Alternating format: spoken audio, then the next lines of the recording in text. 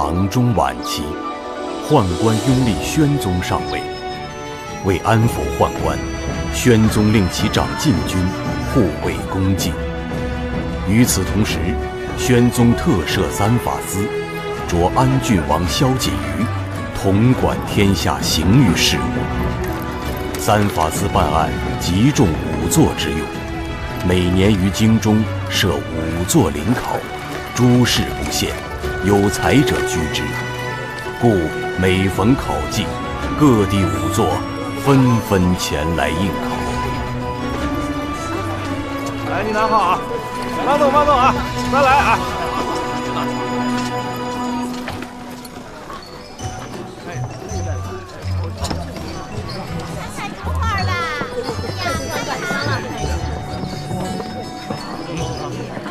这什么？终于到长安了，你一定能考上仵作的。玉面判官，你就等着我吧。站住！过锁。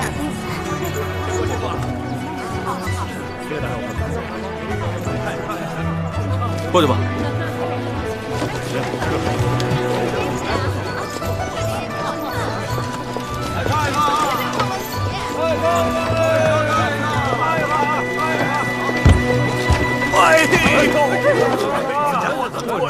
老人家，你怎么了？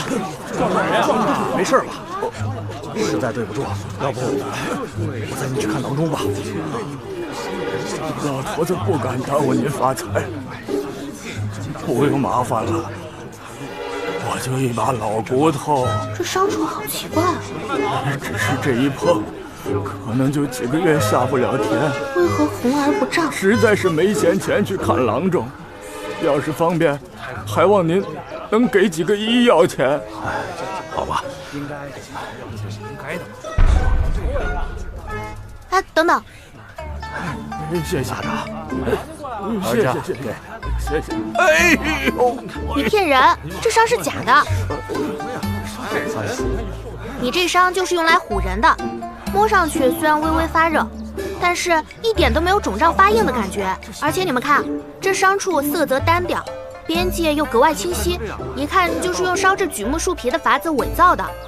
而且他根本就不是什么老人家，他的眼睛眼白是白的。眼白不是白的，还是黑的呀？当然不是黑的，是黄的。人年纪大了，眼白是会发黄的。年纪越大呢，颜色就会越浑浊。人老珠黄，说的就是这个意思啊。可是你们看他，眼白一点都没有泛黄的迹象。人是可以伪造体貌甚至声音，可是这眼白的颜色绝对做不了假的。你看他那眼白。去你的吧！骗子！大理寺，把人带回去。好了，都散了，别妨碍城门通行啊！走。什么人都有。先给他小心点。记人的路啊！楚楚。是，你是大理寺的官？大理寺少卿景逸。见过景大人。起来说话。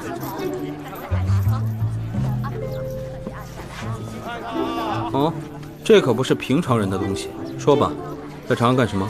我不是商人，我只是搭了商队的车，我是仵作，这些是我验尸的工具。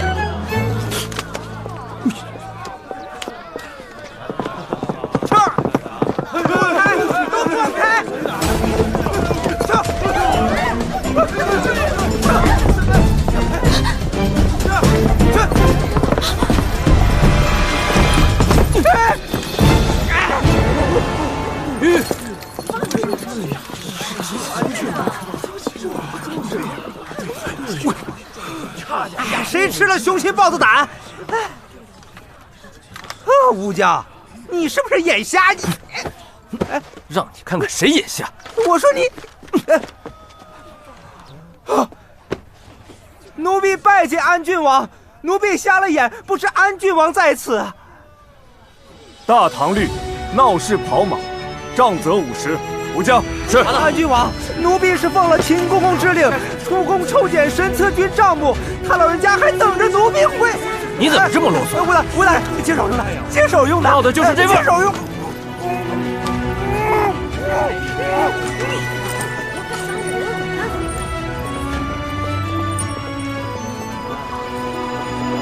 执法严明，不畏权贵，黑白两道，莫敢不从。你方才说来长安当仵作，可是准备参加仵作合级考试吗？是，等我考过了，就能当正式的仵作了。你们长安的仵作考试真的是诸事不限，什么人都能参加吗？能。你拿着这个东西去考试，不会有人拦你的。真的？谢谢景大人。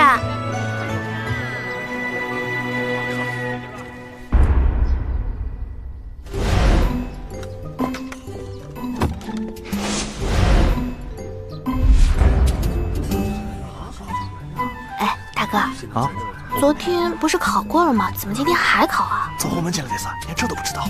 眼前是合级考，眼下是安郡王的遴选考。只要是能考上，我人就能进三法司给小金鱼做事。小金鱼，这名字怎么那么奇怪啊？啥小金鱼，连安郡王都不知道。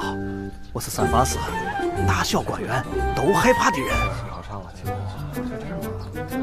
小金鱼，安郡王。什么小金鱼？哎，这话你不能乱说。哎啊！本官念出名字的考生，随我进来。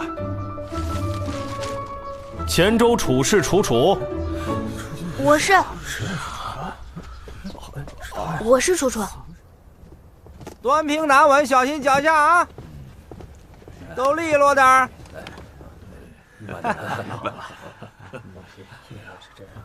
景阁老，今日怎么没有见景少卿啊？安郡王点犬子一同监考去了。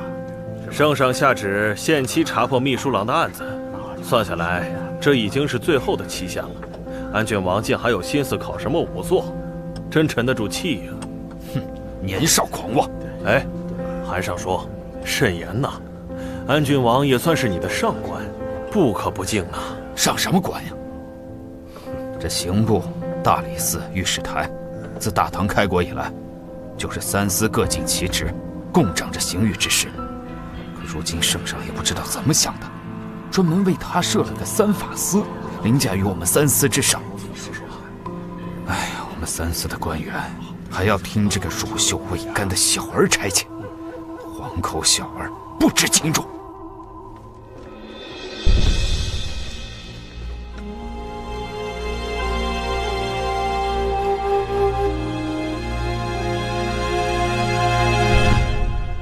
我是楚楚。你姓什么呀？我就姓楚，姓楚名楚，楚楚动人的楚楚，好听还好记。应考仵作楚楚。本场验尸考试有2道考题，诸项检验正确者为合格，能额外提供破案线索者为优秀。最终答卷以本官所做的记录为准。你听明白了吗？明白。那你就开始吧。等等，这些是什么东西？这些都是我自己做的验尸工具。这个是阴阳杵，以硬木为杆，削为一端粗一端细的锥形，两端各裹以棉布，细端是鼻腔，粗端探口烟。阴阳杵。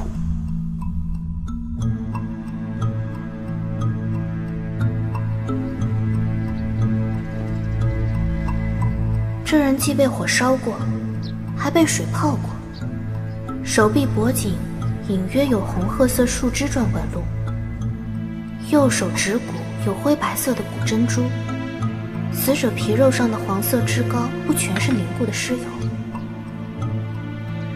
这是胡麻油的气味。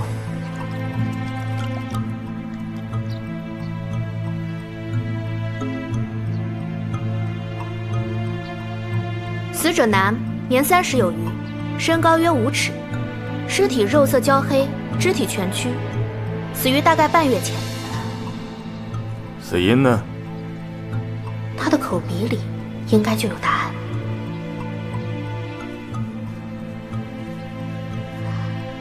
果然，死者口鼻中有烟灰，证明他是被活活烧死的。真是个好工具。此案性质如何？性质？他是自杀而亡，还是被他人所杀？他没有自杀，也没有人杀他，应该可以说是意外死亡。意外？死者颅骨骨折，脑缝开裂，身上虽然被烧得厉害，但是脖颈经过擦拭之后，隐约还能看到类似树枝的斑纹，这是被雷劈过的迹象啊。再加上死者身上有灼伤过后被水浸泡过的痕迹，所以他应该是在下雨前打雷的时候被雷给劈中了。半月前是盛夏，正是雷雨最多的季节。被雷击中，怎么会烧成这个样子？他应该是这么死的。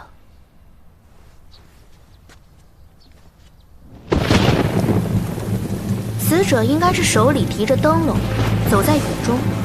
哦，对了，他应该还背着胡麻油。然后，在雷击中树木的时候，他的右手恰好撑在了树干上。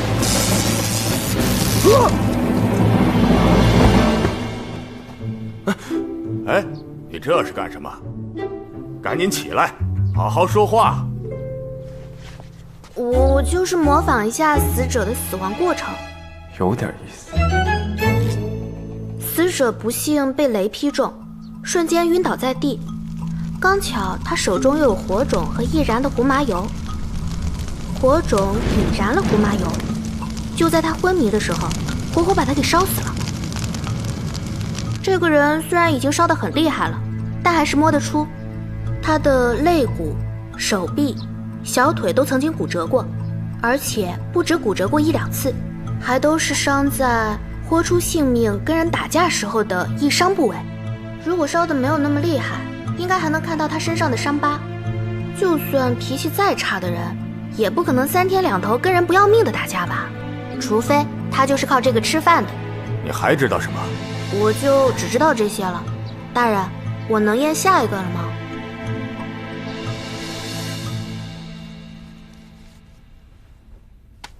细查。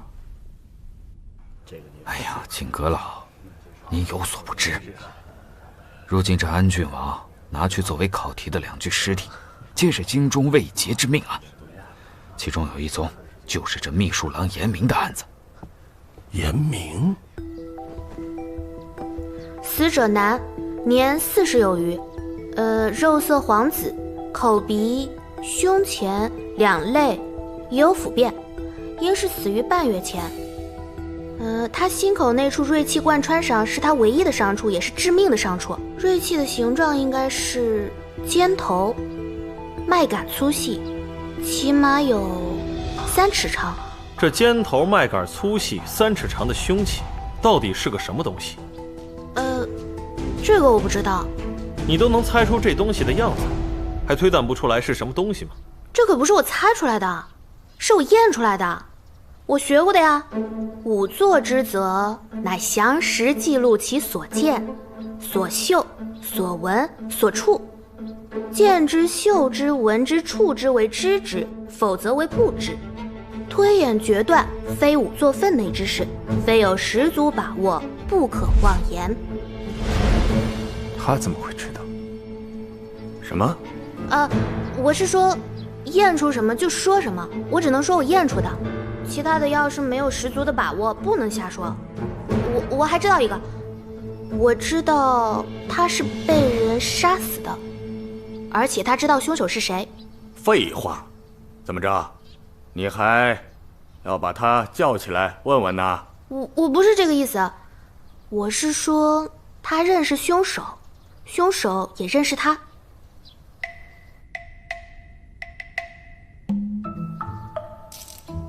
行了行了，到偏厅考验伤去吧。谢谢大人。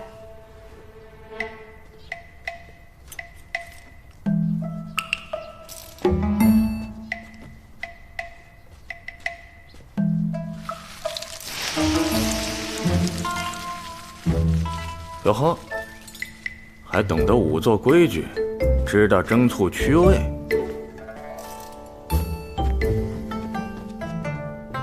王爷，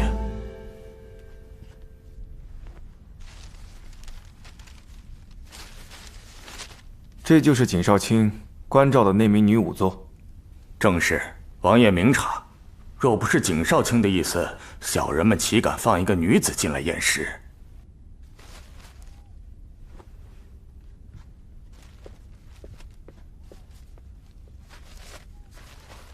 您官职不够进不去，就在这候着吧。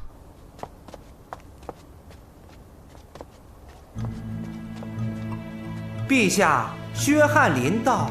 臣薛汝成叩见陛下。今日朝中文武对安郡王微词不少啊，你这个当先生的就不为他分辨几句吗？陛下，安郡王得陛下厚爱，为以统管三法司之重任，陛下自有圣断，臣无需分辨。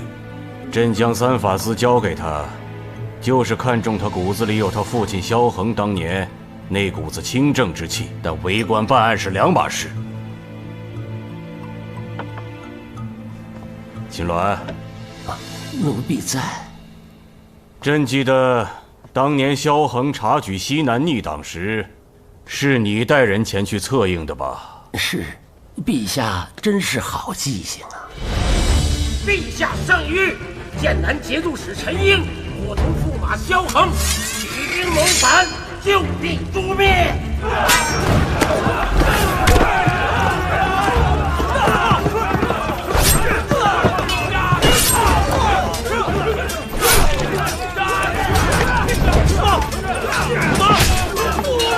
陈英，驸马，快走！我进来到官兵的清脉，就全交给你了。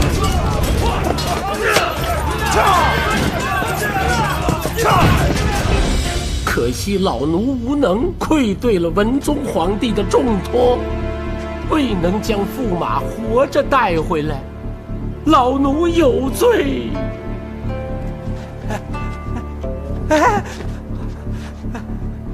奴婢御前事宜，望陛下责罚。刚才就看你一瘸一拐的，莫不是刚挨过板子？谁打的你？陛下容禀，奴婢今日奉命出城，不慎冲撞了安郡王的车驾，这才遭安郡王的责罚，挨了顿板子。你们两个起来。薛清，你可要教给他什么叫做君子之道，忠恕而已矣。教不严，师之惰，是臣失职，请陛下责罚。还有孙明德，要打要罚，自有内侍省管着。他萧锦瑜今日敢先打后奏，明日是不是就敢先斩后奏了？陛下息怒，安郡王只是年轻气盛，一时失了分寸。安郡王年轻气盛，你就该好好敲打敲打他。堂堂朝廷命官的遗体，竟然拿去做考题，若届时交不出什么说法来，群臣参他，到那个时候，朕连你一起罚。是。王爷，这景逸就是烂泥扶不上墙，严明的案子交给他半个月了，什么都没查出来。您这一出手，就有新线索了。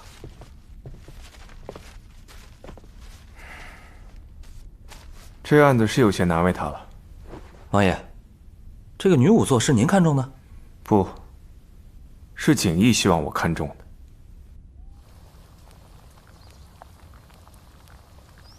景少卿，下一位考生已经在外面候着了。考题怎么样了？来了吗？没有，说是肚子闹得厉害，还在茅厕里蹲着呢。这闹肚子可大可小，找人去看看。让下一位考生等会儿吧。是。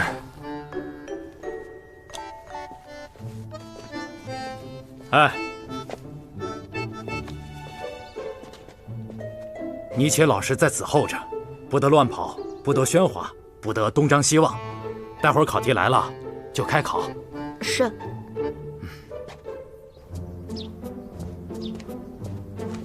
王爷，王爷，里面考试的可是位女子？是王爷，进去有一阵子了。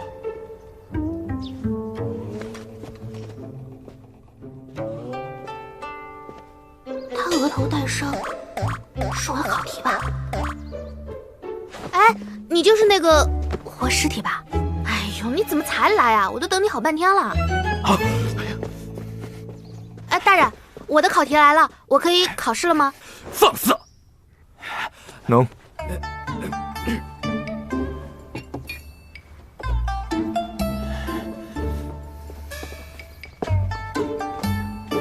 景少卿，景大人，考生和考题都来了。考题？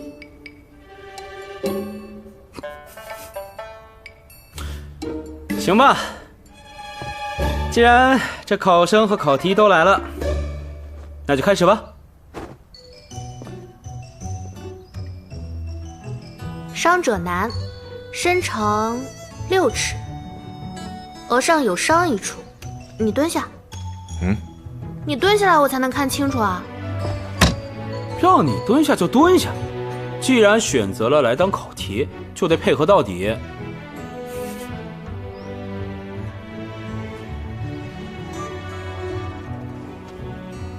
这是硬物撞击造成的，伤处还没有上过药，应该是昨晚的事。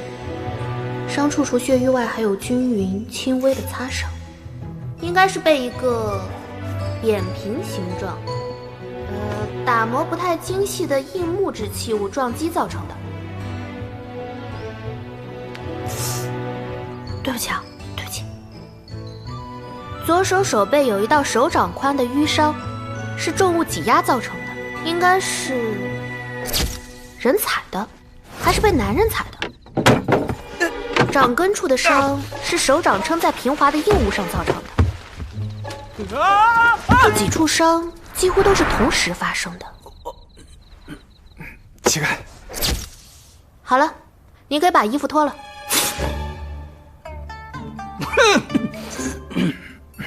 继续。不必了，你先前验的都对，推测的也对，我尾椎骨处确实有处淤伤。不过你不必看了，验到这里就可以了。那不行，这才哪儿到哪儿啊？检验单上一半还不够填呢。要是验成这样，我肯定考不好。你是考题，验不验你说了不算。你要是不乐意脱，我就帮你脱。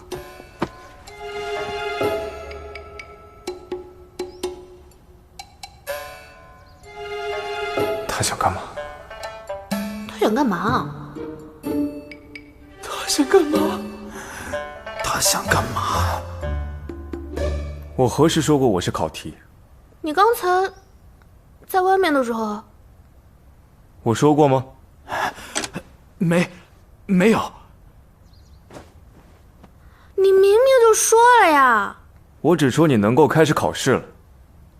廷义，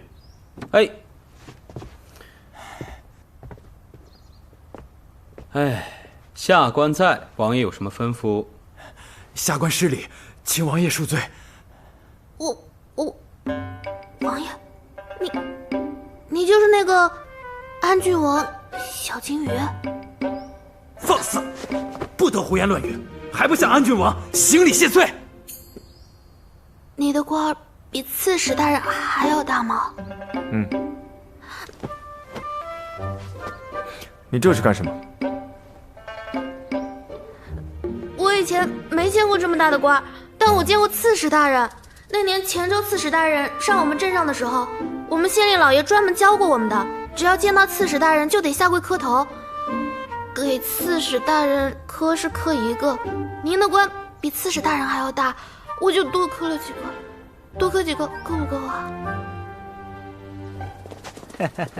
师傅，您真是英明睿智啊！皇上一向赞赏萧锦瑜的铁面无私，您是怎么料定了今天他能向着我说话？韩继身为吏部尚书，平日里不得不听萧锦瑜调遣，心里怎能舒坦得了？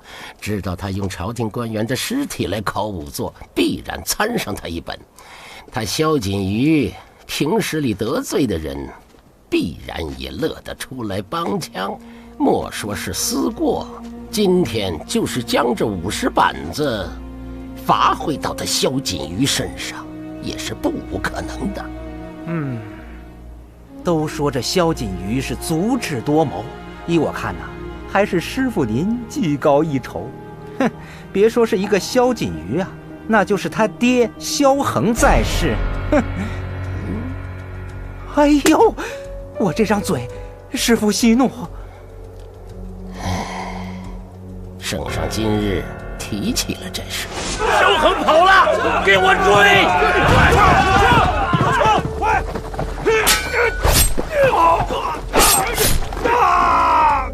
这萧恒要是没死，那死的可就是咱们了。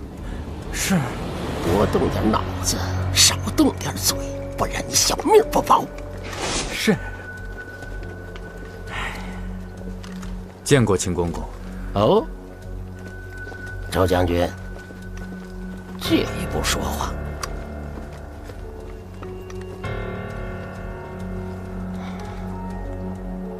你寻个由头，亲自到三法寺去探探。是。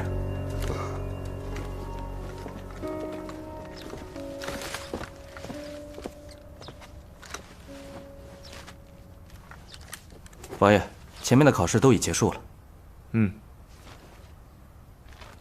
你仔细看看，这上面是否填写有误？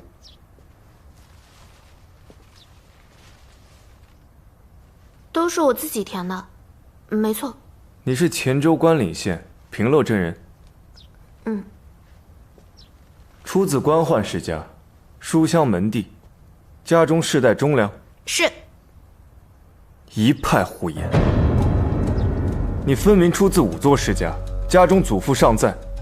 你父亲没有兄弟，但你有一位兄长，你兄长还有一条狗。你怎么连我哥有狗都知道啊？你身上的衣服偏大，还是半新的，用针线修改过，却没有裁剪，说明你是借来穿的。衣摆袖口有新旧相叠的狗爪抓痕，以你的年龄推算，不该是你父亲的，那最有可能便是你兄长的。这都能被看出来？衣服上有皂角苍竹的味道，既然有用皂角苍竹洗衣的习惯，说明这件衣服的原主人也是名仵作。这安郡王好厉害！仵作向来是家传的行当，以你刚才验尸考试时的表现来看，你对仵作行里一些偏门手艺颇为精通。这些偏门手艺与大唐律有所冲犯，必不是近年来所创。你能掌握这些手艺，说明你的祖上至少在太宗朝之前就是仵作了。全都说对了。面如冠玉，明察秋毫，掌管刑狱。你就是玉面判官？玉面判官就是六扇门的老大呀。六扇门的老大。来无影，去无踪，神龙见首不见尾。九大神捕俯首听命，天下案件尽在掌握的六扇门老大。江湖人称玉面判官，身边还跟着一位武艺精湛的神捕追魂道。我不曾听说过这号人物，也没有什么江湖名号，你认错人了。可是，你简直跟玉面判官一样厉害。闲话少说，既然我说的都对，那你便是承认自己在这应考单上撒了谎，虚报了出身。我都是如实写的呀，我家祖祖辈辈都是仵作，都在衙门当差，这不就是官宦世家吗？而且我家人都识字，我家里还有好多书，书香门第说的不就是这个意思吗？还有我家都是好人，从没有干过坏事，这不算是世代忠良吗？姑且算是吧。你方才验尸时说的话我都听见了，还有一件事需要你再解释一二。你方才检验那位被锐器刺死的死者时说，凶手认识死者，死者也认识凶手，你可是想说这凶手与死者是相熟之人？对，我就是这个意思。你如何知道？我怕我说不清楚，我能比划比划吗？可以。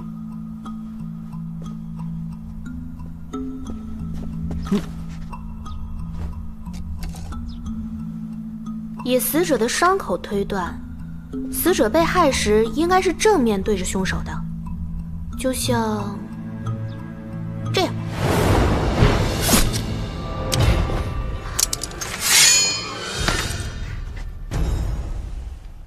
你想干什么？我就是比划比划。武将，手下唐突，我替他向你赔不是。不要紧，不要紧的。我也唐突。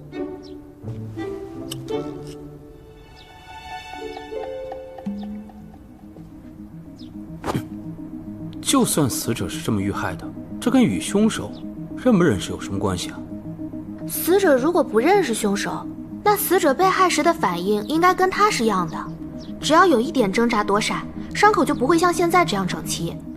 这笔也就7寸长，可那凶器起码有3尺长，他能做反应的时间比刚才多多了。就算凶手再厉害，这样正面遇刺，他也来得及抓一下凶器。可那么长时间他却没有做任何反应，说明凶手是他绝对想不到会害他的人，到死他都不愿意相信。你对死人的想法倒是清楚得很。那当然了，死人跟活人可不一样，他们临死前想过什么，做过什么，都在他们身上摆着呢，比活人的心思好懂多了。那你从这死者身上还能看出什么？还有一点，不过我没见过死者被害的地方是什么样子，所以不能瞎说。我可以让你去看看，你可愿替我办这趟差事？愿意，当然愿意。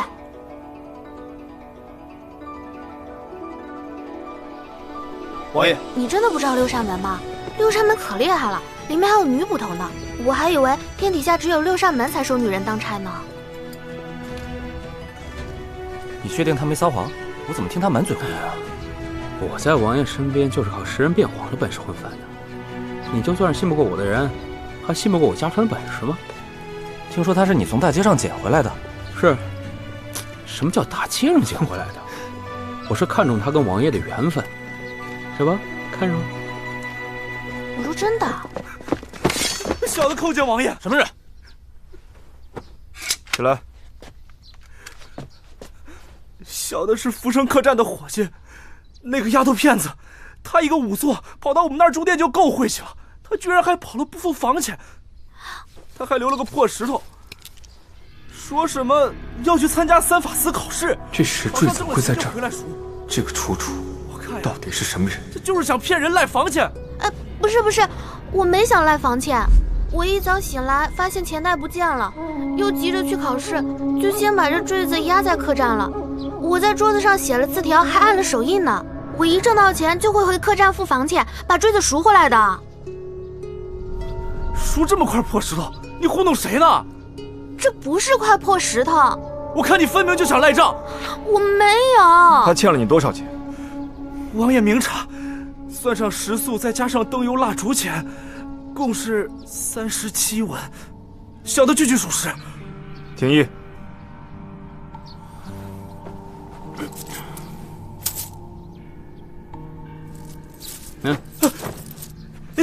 谢谢。王爷，还有呢，他一个仵作。嘿，你还得寸进尺了你！哎呦，这位官爷，官什么爷？少卿。少卿大人，您想啊，这要是换作是您愿意睡仵作睡过的床，用仵作用过的碗筷吗？我愿意。啊，武将，你随他回去，告诉他们掌柜的，楚姑娘住的那间客房，本王长期包下来了，房中一应陈设，任何人不得擅动。本王得空便去小住几日。是，我倒要看看，什么排场的客栈，连个伙计欺客都欺到我3法司门前了。王爷息怒，王爷息怒啊！小的不是这个意思，这钱小的不要了，小的告退。回来，坠子，还有他留的字条。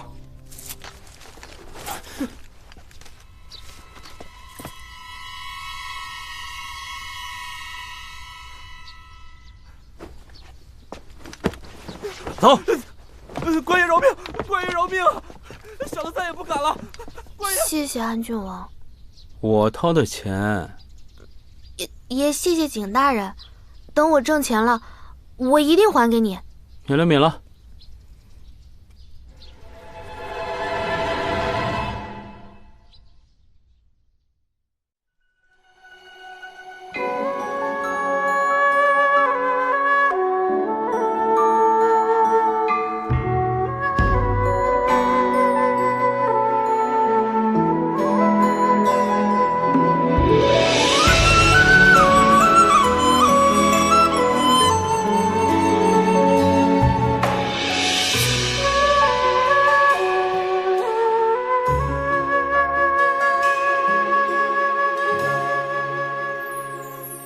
吹不散，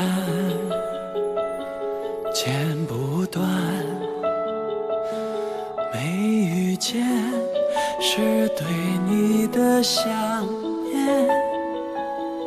月光寒，天色晚，尘世间冷暖，唯有你身边，拥抱让我眷恋。闭上眼，又相见，在耳边拂过你的发线。岁月长，情意浅，人世间遗憾，没有你相伴，多远都走不散。你笑这一秒，借我一生来守好，只为你牵挂着此生未预料。人为了，情为了，终于为了你落脚，能借我一生来依靠。远方的此生的美好。